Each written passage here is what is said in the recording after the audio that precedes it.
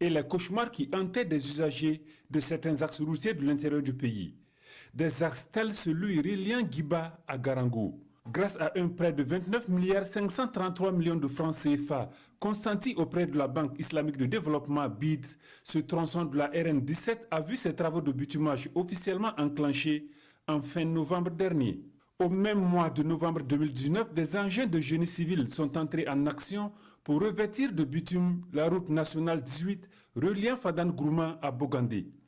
C'est le processus de désenclavement de la Nyanya, jadis qualifié par d'aucuns de profonde et métallique, qui est ainsi amorcé. La construction de cette route longue de 129 km coûte au Fonds spécial routier du Burkina 20 milliards de francs CFA. Le cri de détresse et le plaidoyer des usagers de l'axe routier Sapara-Puitenga-Kalwartenga a eu un écho favorable auprès des gouvernants en 2019.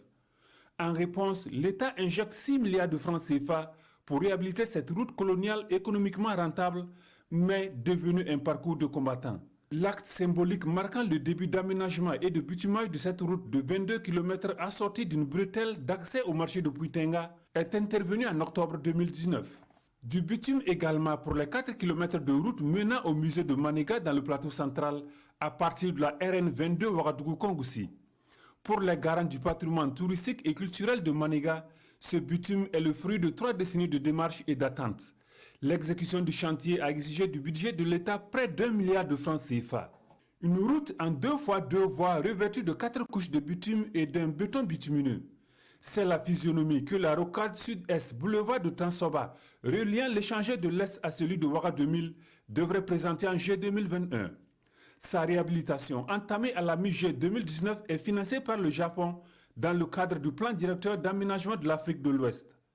Pour que cette rocade longue de près de 7 km refasse peau neuve, c'est l'expertise nippone qui est mise à contribution.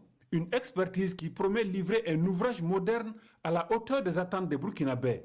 Alors que les usagers de cette rocade doivent attendre encore plusieurs mois pour disposer du nouveau bitume à eux promis, ceux de la RN16 Koupela-Tinkorgo, frontière du Togo, poussent déjà un ouf de soulagement. En toute aisance, ils usent de ce taxe routier encore dénommé route communautaire CU9 et dont l'acte inaugural a été posé par le président du Faso en mai 2019. 100 milliards de francs CFA ont été mobilisés auprès d'institutions bancaires internationales pour la reconstruction de cette route aux enjeux économiques très importants. Après environ 3 ans de travaux de bitumage, la RN10 tronçon de Dougou-Tougan est officiellement ouverte à la circulation en juin 2019. La tenue de cette promesse de campagne du président du Faso vient ôter une grosse épine du pied des usagers et insuffler une nouvelle dynamique aux activités de production et de commercialisation de la boucle du Moun, encore appelée grenier du Burkina. C'est un bitume qui s'étend sur 91 km et dont la construction a coûté à l'État et à la BID 29 milliards de francs CFA. Dans les hauts bassins, les tractopelles du développement de la route sont passées par la capitale économique Bobo-Dioulasso. En 2019, elles ont laissé derrière elles un bitume de 4 km qui facilite l'accès à l'Institut des sciences de la santé de l'université Nazi Boni. 3 milliards de francs CFA ont été décaissés par le Fonds spécial routier pour le chantier. Des travaux qui ont aussi consisté à la réalisation de voies de desserte et d'ouvrages de drainage des eaux de pluie à l'intérieur de l'Institut. 2019 s'en est allé avec ses réalisations en matière d'infrastructures routières et 2020 s'annonce avec d'autres chantiers d'envergure selon l'agenda du gouvernement.